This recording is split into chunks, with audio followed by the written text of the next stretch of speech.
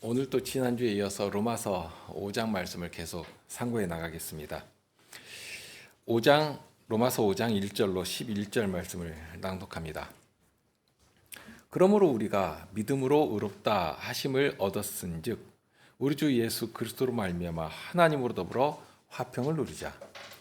또한 그로 말미암아 우리가 믿음으로 서 있는 이 은혜에 들어감을 얻었으며 하나님의 영광을 바라고 즐거워하느니라.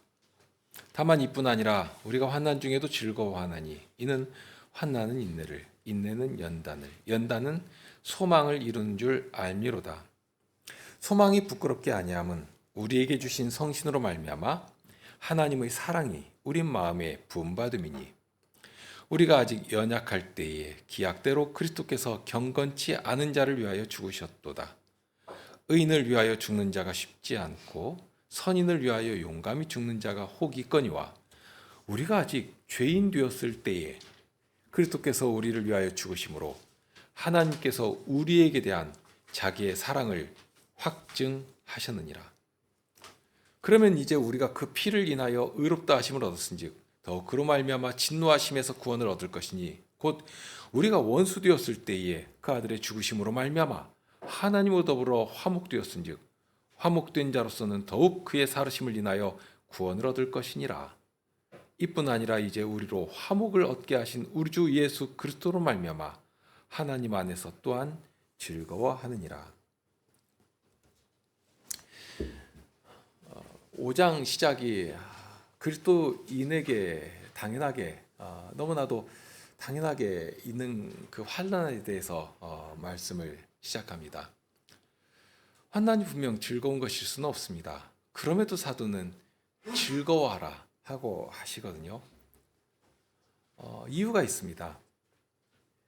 성도들에게 임하는 환난은 최종적으로 소망을 이루는 것이기 때문입니다. 다만 환난만 있으면 저절로 소망을 이루는 것은 아닙니다. 그 사이에 있어야 할 것이 있는데요. 사도는 그것도 알려주시죠. 무엇이 있는가? 인내가 있고 연단이 있습니다. 이런 것이 있어서 소망을 이루게 됩니다. 인내와 연단이라고 할 때 무조건 참고 아무렇게나 그냥 훈련하면 연단이 되는 것이 아닙니다. 우리를 인내하도록 하시고 또 연단시키시는 것은 주님의 말씀입니다. 또한 주께서 우리를 보내신 그 자리에서 그 말씀을 들고 살아가는 삶을 통해서 인내하고 연단하도록 하십니다. 그러니 주님의 말씀을 쫓아 살아가는 자들에게 이 세상은 어떠한 가치를 드러내는 것인가? 과연 세상이 요구하는 것처럼 세상을 즐길 수 있는 것인가? 그럴 수가 없는 것입니다. 그런 세상 속에 들어가서 오히려 인내해야 하는 것이고요. 연단을 받아 나가게 되는 것입니다. 우리의 소망은 썩어질 이 땅에 있는 것이 아니기 때문에 오히려 이 땅에서는 나그네로 살아가는 것입니다. 그러니 세상에 대해서 인내하게 되고 절제하게 됩니다. 하나님께서 우리에게 주신 것들로 만족하며 경건의 훈련을 해 나가게 되는 것이고 그러니 그 결과 소망을 이루게 됩니다. 이것이 얼마나 현실적인 문제인가 하는 것을 지난 시간에 말씀을 드렸는데요. 어른들도 그렇게 살아가야 하는 것이지만 무엇보다도 자녀들에게 이 세상의 물질적 가치에 대해서 세상이 요구하는 것들이 있지 않습니까? 그런데 그런 것들에 대해서 어떻게 절제하며 인내하면서 경건의 훈련을 해 나가야 하는 것인가 하는 것을 가르쳐야 합니다. 말로 또는 이론으로 떠드는 것이 아니라 부모의 모범된 삶을 통해서 자녀들이 자연스럽게 체득하도록 해야 합니다. 그렇게 인내와 연단을 통해서 소망을 이루게 되는데요. 그런데 이 소망이 부끄럽게 되지 않은 이유가 그 근거가 어디에 있는가? 그 다음에 이어서 그 사실을 알려주십니다. 여기서 사도는 두 가지를 강조합니다. 첫째는 하나님께서 성신을 주신 사실 때문입니다. 여기 성신을 주셨다고 할 때는 과거 한때만 주셨다거나 또는 우리가 구하면 그때그때 우리 형편을 봐가면서 주신다 하는 말씀이 아닙니다. 자칫 그런 것 있지 않습니까? 어떤 사람들은 성신 충만을 받겠다고 이렇게 기도하도록 하고요. 그러면서 자꾸 성신을 주시옵소서 주시옵소서 하는 기도를 하고 하는 경우가 있는데요. 그거 대단히 잘못된 일입니다. 우리가 복음을 듣고 회개의 세를 받으면 즉시로 성신을 우리에게 부어주시는 것입니다. 그렇게 된 후로는 결코 성신께서는 우리를 떠나신 일이 없습니다. 영원토록 우리와 함께 하시는 것입니다. 그러니 과거에 이미 주신 것이지만 그 성신께서 오늘 또 우리와 항상 함께 하시면서 주님의 사람으로, 성신의 사람으로 살아가도록 친히 우리를 이끄시고 역사해 주시는 것입니다. 그러니 자칫 마치 왔다가 떠났다가 이렇게 하는 식으로, 그러니까 그런 염려도 하지 않습니까? 혹시 성신께서 떠나신 때에, 그러니까 우리에게 아니 계신 때에 우리가 어떤 어려움, 사고라도 당하고 죽기라도 하면 어떻게 되지? 하는, 만약 그런 식이라면 얼마나 불안하고 두렵겠습니까? 그렇게 되면 우리가 가진 소망이라고 하는 것도 대단히 우습게 되고 부끄러운 일이 됩니다. 그런데 성신께서 한 번 우리에게 주어주신 때는 다시 떠나시는 일이 없습니다. 예수님 말씀을 틀림없이 이루어 가시거든요. 예수님께서 그러시지 않습니까? 아버지께서 내게 주신 자는 결코 빼앗기지 않는다. 예수님의 이 약속을 우리 중에 오신 성신께서 틀림없이 이루어 주시는 것입니다. 그러니 우리 가운데 계신 성신님으로 말미암아서 이거 틀림없다, 아주 분명하다 하고 확신을 가지게 되는 것입니다. 이것이 첫째이고요. 그리고 성신으로 말미암아서 주신 두 번째 것이 있다 하고 알려주십니다. 무엇인가 하면 5절 마지막에 하나님의 사랑이 우리 마음에 부은 바 됨이니, 그러니까 이것은 앞으로 해주겠다는 말씀이 아니거든요. 이미 부어버리신. 그러니까 이 표현에서도 그렇습니다. 무슨 국자나 이런 것으로 조금씩 이렇게 퍼서 주시는 것이 아니라 그냥 통을 들어 가지고 그냥 부어버리듯이 그렇게 부으신다는 것입니다. 그리고 부으실 때도 그렇습니다. 우리의 조건 따져가면서 또는 우리가 하는 것 봐가면서 부어주시는 것이 아닙니다. 이미 우리 형편을 다 아시면서도 부어주신 것이고요. 그러니 마치 부어주신 때는 하나님의 사랑의 바다 가운데 다 우리를 던져 넣으시고서는 그 안에서 자유롭게 그 사랑을 맛보며 누리며 그 사랑을 마음껏 호흡하며 살아가게 해주시는 것입니다. 그러니 아무리 일생을 달린다고 해도 하나님께서 우리에게 주신 이 넘치는 사랑 밖으로 떨어질 염려가 없게 해 놓으신 것입니다. 이렇게 하나님의 부어지신 사랑을 전해주시는 이유는 그 사랑을 알아라 하는 것입니다. 우리가 자꾸 믿음이 약해지고 떨어지고 우리 눈에 보이는 것들을 쫓아서 하나님을 실망시키는 때가 있고, 그러면 우리가 하나님의 사랑을 의심하는 자리까지 떨어지게 되는 것입니다. 그러나 하나님의 사랑은 결코 우리를 놓지 아니하십니다. 그러니 그 사랑을 알도록 하시는 것입니다. 그러면서 하나님께서 우리에게 주신 사랑이 어떠한 것인지를 6절 이하에서 말씀하시는데요. 우리가 어떤 자일 때 하나님께서 그런 사랑을 우리에게 베풀어 주셨는가 하는 것을 알게 하십니다. 연약한 자요, 경건치 않은 자입니다. 여전히 죄인 되었을 때 그리스도께서 우리를 위해 죽으셨다 하고 알려주십니다. 10절에 가면 그런 우리를 원수라 하는 말로 요약해서 말씀하는데요. 이 원수라고 할 때는 처음 어디에서 나오는가 하면 성경에서는 하와를 유혹했던 마귀에 대해서 원수라는 표현을 사용합니다. 그런데 그런 아주 극단적인 표현을 사용해도 너무할 것이 없는 그런 자들이었다 하는 것입니다. 그런데 그런 자들을 위해서 예수님께서 친히 당신의 몸을 버리시면서 우리의 구속이 되신 것입니다. 예수님께서 십자가에 달리신 때에 처음 하신 말씀이 하나님을 향한 기도였거든요.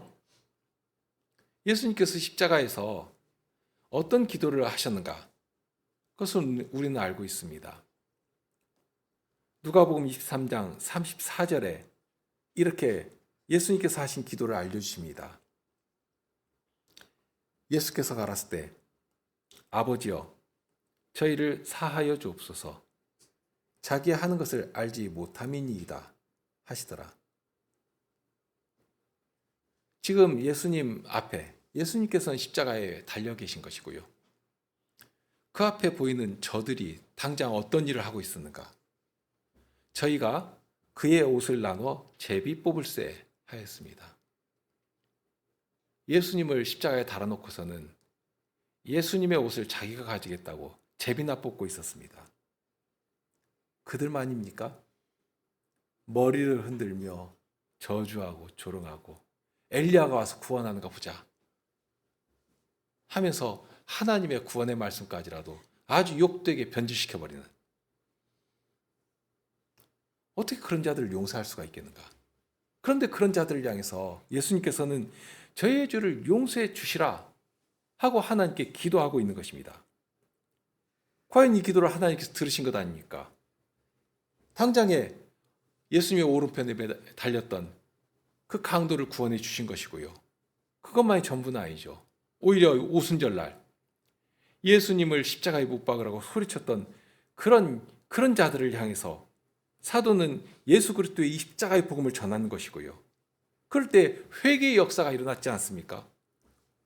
그러니 우리가 어찌할꼬 하며 그 말씀 앞에 엎드릴 때에 저들의 회개를 받아주시며 동일한 성신을 그들에게 부어주신 것입니다. 아무 차별 없이 어떠한 자였을지라도 그것은 지금 우리도 동일합니다. 죽음과 저주를 받아 마땅한 그런 죄인이었던 우리를 사랑으로 받아주셨습니다. 그렇게 주님의 사랑 가운데 오늘 또 함께 우리가 모여 하나님께 예배를 드리는 것이고요. 뿐만 아니라 세상을 향하여서 하나님께서 우리를 얼마나 사랑하시는가 하는 그 사랑을 아주 자랑스럽게 전하도록 하신 것입니다.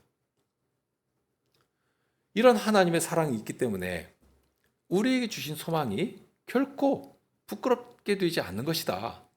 환난을 만날지라도 그 중에서도 즐거워할 수 있게 되는 것이다 하고 알려주시는 것입니다. 그러면 이 사랑으로 말미암아서 이룬 것들이 어떠한 것들이 있는가? 사도는 9절에 이렇게 말씀합니다. 그러면 이제 우리가 그 피를 인하여 의롭다 하심을 얻었은즉 더욱 그로 말미암아서 진노하심에서 구원을 얻을 것이니, 예수님께서 십자가에서 흘리신 그 피로 말미암아서 우리가 의롭다 하심을 이미 얻었고 그로 말미암아서 하나님의 진노하심에서도 구원을 얻을 수가 있는 것이다 하고 말씀합니다. 여기에서도 보면 지난주에도 말씀드렸지만 두 가지 시제가 혼용되고 있습니다. 하나님께서 우리를 사랑하셔서 그리스도를 십자가에 내어주신 사실이 있기 때문에 우리는 이미 그리스도의 그 피 흘리심 앞에서 의롭게 되었습니다. 하나님 앞에 당당히 나아갈 의를 얻게 된 것입니다. 그것은 이미 종결된 일입니다. 앞으로 의롭게 될 것이 아니고요. 이미 의롭게 되었습니다. 그러니 그렇게 의롭게 된 사실 때문에 하나님 앞에서, 그러니까 앞으로도 하나님의 그 진노하심에서 구원을 얻을 수 있게 되는 것입니다. 이것을 아주 확신 있게 전하며 우리도 확신을 가지게 해주십니다. 분명 하나님은 소멸하는 분이시고요, 질투하는 하나님이십니다. 그러니 하나님 앞에 더럽고 추한 죄인들이 나가면 그것은 망하는 것입니다. 죽는 것입니다. 그런데 그런 하나님의 진노하심에서 구원을 얻게 된다 하고 아주 확신에 찬 소리로 전해주십니다. 그러면서 이 사실을 다른 말로 반복해서 알려주시는데요. 10절입니다. 곧 우리가 원수 되었을 때 그 아들의 죽으심으로 말미암아 하나님으로 더불어 화목되었은즉 화목된 자로서는 더욱 그의 살으심을 인하여 구원을 얻을 것이니라. 여기 우리의 상태를 원수 되었던 되었을 때라 하는 말로 우리가 어떤 자였는가를 알려주십니다. 자, 이 원수라고 표현했는데요. 이 말을 6절에 있는 표현으로 하면 연약할 때이고 또 경건치 않은 자라 하는 말로도 표현할 수가 있겠죠. 그래서 8절에는 어떤 말로 표현되어 있습니까? 거기 보면 아직 죄인 되었을 때. 그러니까 이 원수라는 말 안에 이런 다양한 의미가 포함되어 있는 것인데요. 자, 그런 때인데, 원수 되었을 때인데, 그런 때에 벌써 아들의 죽으심으로 인해서 하나님으로 더불어 화목하게 되었다. 이것도 앞으로 화목하게 된다는 말씀이 아닙니다. 이미 되었다. 종결되었다 하는 말씀입니다. 여기 화목이라는 말은 어떤 사실이 배경에 담겨져 있거든요. 서로 사이좋게 지내는데 너희들끼리 서로 화해해라, 화목해라 하는 말을 할 필요도 없지 않습니까? 뭐 말할 필요도 없이 이미 서로 좋은데 뭐 거기에 그런 말을 할 게 있습니까? 그러니까 이 화목이라 하는 말은 그 배경에 어떤 것이 있는가 하면 서로 사이가 좋지 않은 것입니다. 아주 원수처럼 된 것입니다. 보기만 하면 막 이를 드러내고 으르렁거리고. 그런데 그런 당사자를 서로 화해시키고 다시 사귐을 나누는 관계로 회복시키는 것을 말합니다. 그런데 이 화목이라는 말을 더 좀 실감나게 생각하려면 그 고린도전서 7장 11절의 말씀, 오늘 또 마침 그 말씀을 읽었지 않습니까? 거기 보면 남편과 아내 사이에 이루어지는 내밀한 교제를 이 화목이라는 말로 표현했습니다. 고린도전서 11장에는 화합이라는 말로 되어 있거든요. 같은 말입니다. 그러니까 남편과 화합해라 또는 화목해라 하는 말로 표현을 해놓았습니다. 그러니까 남편과 아내는 가장 긴밀하고 내밀한 그 연합의 관계이고 사랑으로 교제해야 할 대상인데요. 그런데 무슨 일 때문인지 원수가 되어버린 것입니다. 도무지 다시 이게 화합할 수가 없게 되어버린 것입니다.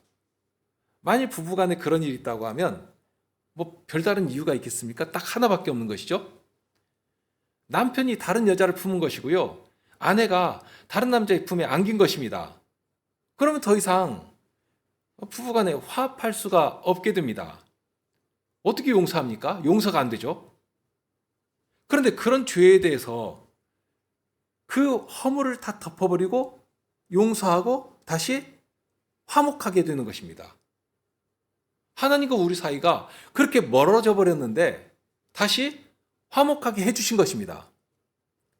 그러니까 이 화목이라고 하는 말을 사용할 때는 그처럼 도무지 다시 연합할 수 없는 악하고 비참하게 되어버린 그런 비틀어진 그런 관계, 그런 상태가 전제되어 있는 것이고요. 그런데 이제는 다시 연합하고 교제할 수 있게 되었다. 사귐을 나눌 수 있게 되었다 하는 그 사실을 알려주십니다. 아마 사도가 여기서 화목되었다 하는 말씀을 할 때에는 과거 구약 제사를 생각했을 것입니다. 하나님께서 모세를 통해 이스라엘을 애굽에서 구원해 내셨습니다. 모세를 바로 앞으로 보내시면서 내 백성을 불러내라 하고 모세를 보내시는데요. 그럴 때 하나님께서는 이스라엘을 온 세상이 두려워할 만한 크신 손과 표심팔로 구원해 내셨습니다. 그런데 이제 모세를 그렇게 바로 앞으로 보내실 때 이제 호렙산에서 모세를 부르셨지 않습니까? 떨기에 불이 있고 타지 않는 그 불 가운데 모세를 부르시면서 이스라엘을 구원해 내실 뜻을 알려주시면서 모세를 보내시는데요. 그런데 그렇게 이스라엘을 구원해 낼 증거로서 하나님께서 이렇게 보증하시는 그 증거가 뭐냐 하고 알려주시는 말씀이 거기 나옵니다. 뭐라고 말씀하시는가 하면 너희가 이 산에서 하나님을 섬기리니, 이 섬긴다는 말이 예배한다는 말이거든요. 하나님을 섬기리니 이것이 내가 너를 보낸 증거니라 하는 말씀을 하십니다. 자, 모세를 보내시면서 구원해낼 증거가 이것이니까 확신을 가지고 가라 하고 하실 때에 그러면 모세를 보내시는 지금 당장 눈앞에 무슨 큰 기적이라도 막 정말 하늘에서 막 번개라도 막 치면서 이게 증거니까 담대하게 나가라 하고 말씀하셔야지만 그것이 정상적이 아니겠는가 하고 생각할 것입니다. 그런데 지금 하나님께서는 전혀 엉뚱한 말씀을 하시거든요. 너희가 이 산에서, 지금 모세를 보내시는 이 산에서 하나님을 섬길 것인데 이것이 내가 너를 보낸 증거다. 그러니까 이것은 앞으로 이루어질 일입니다. 앞으로 이루어질 일인데도 불구하고 이것이 이스라엘을 구원하는 증거다 하고 말씀하시는 것입니다. 우리 생각으로는 이것이 순서가 바뀐 것처럼 여겨지지만 실은 여기에 하나님께서 예비하신 구원의 원대하신 뜻이 함께 담겨져 있습니다. 하나님의 구원이 얼만큼 복되고 크신 것인가 하는 그 영광이 예비되어 있는 말씀이거든요. 그러니까 하나님께서는 그것을 너무나 기대하시는 것이기 때문에 모세에게 바로 큰 증거로서 그 사실을 약속해 놓으신 것입니다. 너희가 나를 가까이 하고 나에게 나와서 나를 섬길 것이다. 나에게 예배할 것이다. 이것이 가장 큰 증거다. 구원의 증거다. 하고 알려주신 것입니다. 구원의 증거를 어디서 찾도록 하시는 것인가? 하나님을 섬기는 자리에서 찾도록 하신 것입니다. 사실 이 말씀에서 정말 놀랍도록 알게 되는 것은 하나님의 구원의 원대하신 뜻입니다. 한마디로 하면 하나님의 구원이라고 할 때는 이스라엘 백성들을 그 종되었던 자리, 그 애굽, 그 바로의 그 폭압, 폭력, 그 속에서 겨우 구출해 주는 그것이 그것이 구원의 전부가 아니라 거기서 멈추지 않는다는 사실입니다. 오히려 그렇게 출애굽을 넘어서서 안식의 땅을 향해 있습니다. 그렇게 되면 시내산 앞에 이르는 것은 완전한 구원에 대한 또는 안식에 대한 약속이 그 보장이 되게 되어 있습니다. 그러니까 모세를 통해서 이루실 구원은 미래를 향해 활짝 열려 있는 것이고요. 완성을 향해 힘있게 움직이게 해놓으셨습니다. 그러니 영원한 안식을 향해서 이 이스라엘 백성들도 그냥 애굽에서 나왔으니까 이제 됐다 하고 멈추는 것이 아니라 하나님께서 예비하신 그 안식을 향해서 믿음으로 움직여 전진하게 하신 것입니다. 광야를 뚫고 나가게 하신 것입니다. 자, 이런 사실은 오직 믿음이 있는 자들이 출애굽을 하게 되는 것이고 시내산 앞에 이르러 하나님을 섬기게 되는 것이고 그런 믿음을 가지고 광야를 지나 오직 믿음으로 안식의 땅에 들어가게 된다 하는 의미이기도 합니다. 과연 그 말씀을 따라 약속을 이루시고 이스라엘을 시내산 아래로 불러내셨습니다. 하나님께서 약속하신 산에 이르게 하시고 그러고서는 하늘 영광에 계신 하나님께서 이스라엘 앞에 땅과 하늘이 진동하는 두려운 소리로 그리고 어둠으로 그리고 빛으로 임재하신 것입니다. 예배를 받으시기 위해서 이 이스라엘 백성들과 사귐을 나누기 위해서 그렇게 이스라엘을 애굽에서 건지신 다음에 신속하게 하나님 앞에 시내산 앞에까지 이르게 하신 것입니다. 그런데 하나님께서 임하실 때 그 영광이 너무 장엄하고 두렵고 그 거룩하심이 너무 크기 때문에 아무도 하나님 앞에 나아가지를 못하였습니다. 사실 하나님의 영광 앞에 이른다면 사람이고 짐승이고 천사일지라도 그 자리에서 멸망당하게 됩니다. 어떤 피조물도 감히 하나님의 영광 앞에 그 거룩하심 앞에 나아가지 못하는 것인데 하물며 죄인이라면 어떻게 되겠습니까? 그것은 순간 소멸하시는 불에 망하는 것입니다. 하나님 앞에 나아가는 것이 기쁨이고 복이 되는 것이 아니라 하나님 앞에 나아가는 것이 저주가 되고 멸망이 되는 것입니다.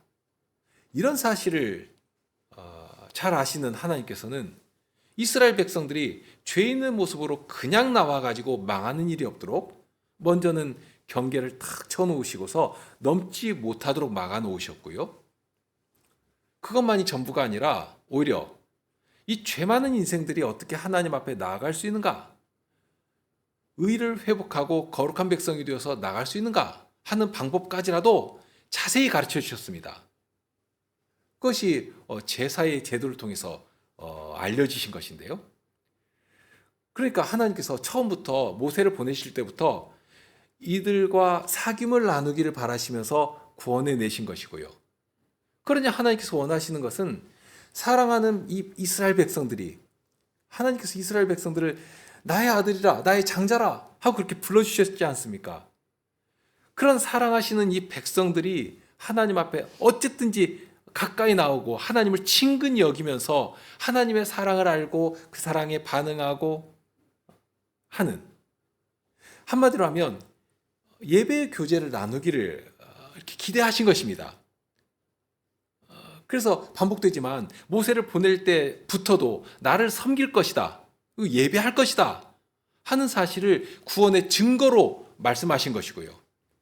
과연 하나님께서 말씀하신 것처럼 이스라엘을 이 시내산 앞에, 하나님 앞에 예배하는 거룩한 회중으로 이르게 해주신 것 아닙니까? 그러면 하나님 앞에 담대히 나아갈 수 있는 방법이 뭔가 할 때 제사를 통해서 나오도록 하셨습니다. 짐승의 피를 가지고 나아가게 하셨고요. 그러면 짐승의 피를 가지고 나온 자를 받아주신다. 그의 피를 다 씻어주시고 정결하게 하시고 하나님 앞에 나아갈 의를 얻게 해주신다 하고 알려주신 것입니다. 그러니 하나님의 이 약속을 딱 믿고 믿음을 가지고 하나님께서 명령하신 대로 이렇게 순종해서 나가면, 그렇게 두렵고 어미하신 하나님이신데, 그런데 누구라도 다 나올 수 있도록, 어떤 죄인이라도 다 정결한 백성이 되어서, 거룩한 백성이 되어서 다 나올 수 있도록 누구라도 다 받아주신 것입니다. 물론 제사라고 할 때는 피를 가지고 나가지 않는 제사도 있습니다. 소제의 경우에는 일상에서 늘 먹는 곡물의 가루를 바치도록 하신 것이니까요. 그러나 이 소제를 드릴 때는 소제만 따로 드리는 것은 아니고요, 번제와 함께 드리게 되어 있습니다. 그래서 번제와 소제가 마치 쌍처럼 되어 있는데요. 그런데 이 번제를 드릴 때는 제물로 생축을 드리게 됩니다. 소나 양이나 염소입니다. 물론 가난한 사람은 집비둘기도 괜찮고 산에서 이렇게 비둘기를 잡아가지고 드려도 되고요, 비둘기로 할 수도 있습니다. 어떤 것을 드리든지 짐승을 하나님 앞에 바치게 되는데, 그런데 짐승의 가죽과 똥을 제외하고서는 모두 하나님 앞에서 불로 태워서 드리게 되어 있습니다. 그렇게 드릴 때에 제사 드리는 사람은 제물을 가지고 회막 문 앞으로 나갑니다. 그리고서 바칠 그 짐승, 제물의 머리에 안수를 하게 됩니다. 안수를 한다는 것은 그저 가볍게 손을 딱 얹고 마는 그 형식이 아니고요, 나를 전부 의지해서 손으로 힘껏 그 머리에 안수를 하게 됩니다. 그렇게 해서 나의 모든 것이 이제 너와 함께한다 하는 것을 표하게 하셨습니다. 그렇게 나를 대신하게 한다 하는 사실을 표한 후에 그 짐승을 죽입니다. 그리고 생명으로 취한 피를 가지고 회막문에, 그리고 번제단에 가서 뿌립니다. 그로 말미암아 죄로 인한 생명의 대가를 거기 표하도록 하십니다. 그것만이 아니라 이제 번제단 위에 잡은 짐승을 불로 살라 하나님께 드리게 하셨습니다. 그렇게 제물을, 그 번제단에 드린 그 제물을 전체로 불로 살라 하나님께 드릴 때 번제단 위에서 피어오르는 연기가 어디로 가게 되어 있는가? 지금 모세의 성막을 한번 머릿속에 그려보시면, 지금 회막에서 제사를 드리는데요, 광야를 지나는 동안 모세의 그 회막 위에는 항상 무엇이 있었는가? 늘 무엇이 함께 하셨습니까? 하나님의 영광의 구름, 그 쉐키나의 구름이 늘 그 회막 위에 머물러 있었습니다. 그 구름이 떠오르면 진도 함께 움직여 나가는 것이고요, 멈추면 거기 멈추는 것입니다. 그러면 그 번제단에서 피어오르는 연기가, 번제물의 연기가 하늘로 오르면 어디에 이르게 됩니까? 바로 그 영광의 구름. 하나님께서 좌정하에 계시는 그 영광 보좌에까지 이 연기가 이르게 됩니다. 그러니까 번제 제물은 그냥 피 흘리고 죽고 사람 대신 죽고 끝나는 것이 아닙니다. 죽고 나서도 계속 중보의 직무를 수행하여서 향연으로 하나님의 보좌 앞으로 하나님의 영광 앞으로 올려지게 됩니다. 소제의 경우도 그런데요. 번제와 함께 드린다고 했는데 소제로 드리는 제물은 우리 일상의 양식이 되는 곡물가루입니다.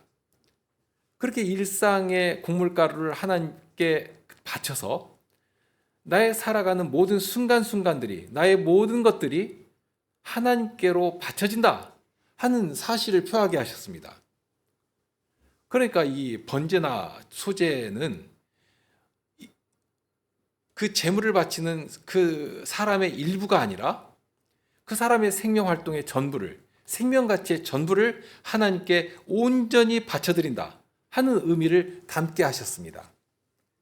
그렇게 전부를 드리는데요. 그렇게 전부를 드리니까 제사가 완성되는 것은 아닙니다. 실은 그보다 더 중요한 것이 어떤 제물을 드릴지라도 그 전에 하나님께 나아갈 자격을 얻어야 합니다. 그런데 그것은 죄 문제를 해결하지 않고는 불가능한 일이거든요. 그래서 하나님께서는 속죄제와 속건제를 통해서 하나님 앞에 나올 의와 거룩함을 얻게 하셨습니다. 이스라엘이 하나님께 나올 수 있는 이유는 바로 이러한 속죄제와 속건제가 있기 때문입니다. 부정한 상태로 나올 인생은 아무도 없습니다. 아무리 애굽에서 구원을 받았다고 할지라도 이스라엘이 그냥 나가게 되면 하나님 앞에서 소멸하시는 불에 망할 뿐입니다. 그러니 하나님께 나오기 위해서는 우선 하나님께 나아갈 만한 자격, 그러니까 의롭고 거룩하고 정결한 상태가 되어야 합니다. 그 일을 위해서 속죄제와 속건제를 두셔서 피 흘리는 제사를 통해 깨끗하게 씻음받고 우리의 더러운 그리고 추한 모든 죄를 다 씻음받고 그렇게 의롭고 정결한 채로 하나님께 나아가게 하신 것입니다. 이렇게 제사를 통해서 하나님께 나아갈 길을 열어주신 것인데요. 그런데 이런 모든 제사, 번제나 소제나 속죄제나 속건제가 있을지라도 이런 제사의 백미와 같은 제사가 있는데 바로 그것은 화목제입니다. 왜 그런가 하면 이 화목제사를 통해서 이스라엘이 하나님과 교통하는 실체를 맛보게 해주셨습니다. 다른 제사를 보면 모두가 다 하나님께서 기뻐하시는 연기로 올려지게 됩니다. 속건제나 속죄제도 동일합니다. 물론 거기에는 좀 다른 면이 있지만 크게 보면 그렇습니다. 하나님께서 계신 영광의 자리까지 이 연기가 올려가게 되고요. 그러면 하나님께서는 그것을 일양 기쁘게 받으십니다. 그런데 화목제는 조금 다른 면이 있습니다. 화목제로 짐승을 드리면 하나님께서는 짐승의 부위 가운데 하나님께로 드려야 할 것을 딱 정해 놓으셨고요. 그래서 짐승의 이렇게 각을 뜨는데 그 중에 가슴은 이렇게 요제로 드리고 또 오른 뒷다리는 거제를 통해서 제사를 담당하는 제사장의 몫이 되게 하셨습니다. 그러니까 하나님께서 먼저 제사를 받으시고 그 다음에 제사장과 아론의 집안에 하나님의 음식을 내려주신 것이고요. 그러면서 그 나머지 부분에 대해서는 제사 드린 사람에게까지 내려주십니다. 그렇게 되니까 하나님께서 제사를 받으시고서는 하나님 앞에 지금 나온 백성들이 있지 않습니까? 제사장도 있고요. 또 제물을 바친 사람도 있고요. 이렇게 하나님의 상에 나왔으니까 이 제사장과 또 제사 드린 사람을 그 상에 초청해서 하나님께서 기쁘게 받으시는 그 자리에 불러 모으셔서 거기 앉아서 음식을 받아먹게 하신 것입니다. 그러면 이 요제로 드린 그 가슴 부위나 거제로 드린 오른 뒷다리나 또는 제사 드린 사람이 먹는 다른 부위들을 가져다가 이 음식을 먹게 되는데요. 그 먹는다고 하는 것이 마치 이제 제사를 다 드렸으니까 오늘 할 일 잘 이제 마쳤으니까 자 이제 우리끼리 모여가지고 하나님께 주신 거 이거 받아 먹자 하고 사람들끼리 받아 먹는, 사람들끼리 교제 나누는 그런 음식이 아닙니다. 화목제로 드린 음식은 그 먹는 것까지가 화목제의 중요한 절차에 포함되어 있습니다. 그러니까 하나님께서 화목제를 드린 자들에게 제사를 다 받으시고 음식을 내려주시면 그 음식을 깨끗하게 다 먹어야지만 화목제가 온전히 드려지게 되어 있습니다. 만일 그 자리에서 다 먹지 못하면 어떻게 하는가? 거룩한 곳에 가지고 가서 남은 모든 것은 불로 태워야 합니다. 만일 뭐 지금도 고기가 아깝지만 그때는 얼마나 더 아깝겠습니까? 그러니 이걸 지금 못 먹으니까 후에 가서 먹겠다 하고 남겨두거나 하면 그 화목제 전체가 부정하게 됩니다. 뿐만 아니라 남겨두고서 그것을 부정한 자리에서 먹는 그 사람도 부정하게 되어버립니다. 그러면 실컷 제사 드리고 나서 하나님의 거룩하심을 침해한 자가 되니까 순간 하나님의 백성에게서 끊어지게 됩니다. 하나님의 백성에게서 쫓겨나는 것입니다. 이것은 대단히 큰 두려운 경고거든요. 그러니 하나님께서 제사를 받으시고 하나님께서 제사를 받으시는 그 자리에서 하나님의 상에 참여하여서 하나님께 주시는 그 음식을 받아 먹어라 하셨으니까 그 자리에서 받아 먹어야지만 하나님의 백성으로 살아갈 수 있게 되는 것입니다. 그렇지 않고 내가 할 도리 다 했으니까 내가 드릴 거 다 드렸으니까 이제 난 됐다 하고서 그냥 가버리면 그러니까 하나님께 주신 음식을 받아 먹지 않거나 나는 집에서 잔뜩 먹고 왔으니까 여기서 못 먹겠어 하고 받아 먹지 않거나 또는 자기 편할 대로 시간 될 때 자기 그 형편에 맞춰 가지고 나중에 먹게 되면 이 화목제도 부정하게 되고 그것을 부정하게 만든 그 사람도 부정하게 되어서 회중 가운데서 쫓겨나게 되는 것입니다. 이처럼 하나님께서는 하나님께 나와서 하나님과 화목할 세세한 방법을 다 가르쳐 주셨습니다. 그러면서 하나님께서 주시는 음식을 받아 먹음으로써 하나님과 이 실질적인 교제 관계로 어떻게 해야 하는지 우리는 잘 모르니까요. 그 관계 가운데로 들어가는 실질을 누리게 해주신 것입니다. 하나님께서 우리를 죄에서 구원해 내주셨다. 그것만 해도 정말 놀라운 복된 소식이죠. 그런데 하나님의 구원은 거기서 멈추지 않습니다. 애굽에서 구원받은 이스라엘을 볼지라도 그렇습니다. 정말 애굽은 죽음의 자리였습니다. 그런 자리에서 구원해 주신 일만 해도 이루 말할 수 없이 감사한 일이 되었습니다. 그런데 하나님께서는 거기에 더해서 하나님 앞에 나올 수 있도록 죄를 씻는 제사도 알려주시고요. 그래서 순종하여서 제사로 하나님께 나아가니까 하나님의 거룩하심과 방불한 그 의를 얻게 하시고서는 하나님 앞에 나아갈 수 있게 하시고 그러더니 심지어는 마침내는 하나님의 상에 나아가서 하나님과 더불어서 먹고 마시고 식탁의 교제를 나누고 하나님과 화목함을 누리게 해주신 것입니다. 말 그대로 왕의 잔치에 참여하도록 하시고 그 자리에서 정말 부부간에나 나눌 수 있는 그런 긴밀한 사랑의 교제를 나눌 수 있도록 해주신 것입니다. 그러니 어떻습니까?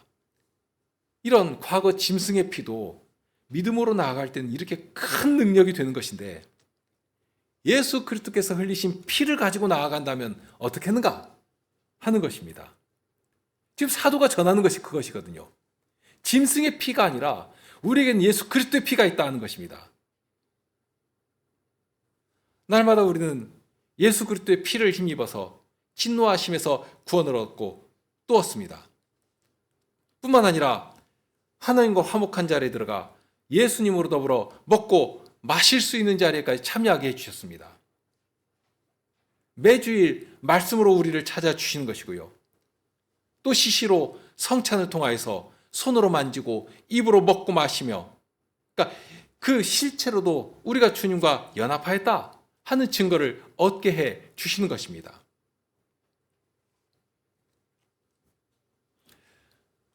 주님께서 오늘날 주신 구원의 능력은 이처럼 우리를 하나님과 화목한 자리에까지 나아가게 해주십니다. 죄의 저주와 진노하심에서 건져주시는 것은 구원의 시작에 불과합니다. 그것만 생각해도 대단하죠. 지옥의 형벌에서 건져주셨는데 뭐 말할 것이 있습니까? 그런데 그것은 시작에 불과합니다. 하나님의 구원은 거기서 멈추지 않는다 하는 말씀입니다. 그리스도와 연합하여 하나님과 사랑의 교제를 나누는 자리까지 나아가도록 하시는 것이고요. 하나님의 거룩하심을 가까이 하면서 하나님의 거룩하심을 닮아가는 자들이 되게 하시고, 그러니 온 세상을 향하여서 이는 나의 사랑하는 자들이라 하는 사실을 자랑하는 자리에까지 이르게 해주시는 것입니다. 그 일을 위하여서 우리를 이제도 교회로 모이게 하시고 함께 예배하게 해주신 것입니다. 이 자리가 그런 주님의 부르심을 확인한 자리인 것이고 주님의 구원을 전하는 자리가 되게 해주신 것입니다.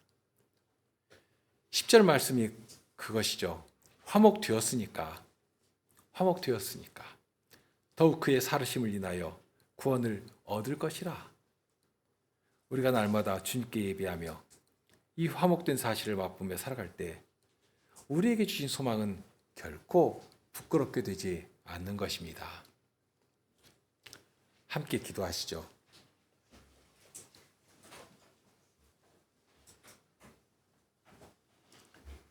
주님 앞에 도저히 이룰 수 없는 저희들을 사랑하시고 이제도 그 사랑을 알게 하여 주십니다. 저희는 어리석고 주님의 말씀을 들으면서도 온전히 믿지를 못하고 더욱이는 저희 눈에 가득한 것이 주님의 말씀이 되어야 하고 저희 마음에 가득한 것이 주님의 사랑이어야 하는데, 그런데 오히려 세상이 가득하고 세상 가치가 넘치도록 있어서 그것에 몸을 달아하고, 그러니 주님의 말씀이 들어설 자리가 없고 주님의 사랑을 느낄 수도 없이 되어버리는 그런 일이 너무 많은 그런 자들입니다. 그런 자들을 아시고 그럼에도 저희를 얼마나 사랑하시는 것인지, 예수 그리스도로 이루신 화목제사가 어떠한 능력이 되시는 것인지를 알려주시며 하나님의 사랑에 반응하도록 하십니다. 주님의 사랑을 안 자들답게 주님의 말씀을 따라 순종하며 주님의 사랑을 넉넉히 드러내는 그런 저희가 되도록 늘 말씀으로 새롭게 하시고 성신으로 주장하여 주시고, 그렇게 주께서 바라시는 복된 그 복음의 능력이 주장되는 그런 교회로 저희가 서 나가도록 인도해 주시기를 구합니다. 결코 아니라 하는 일이 없이 기쁨으로 순종하는 저희의 순종을 주님께서 받아 주시옵소서. 우리 주님 예수 그리스도 이름으로 기도합나이다. 아멘.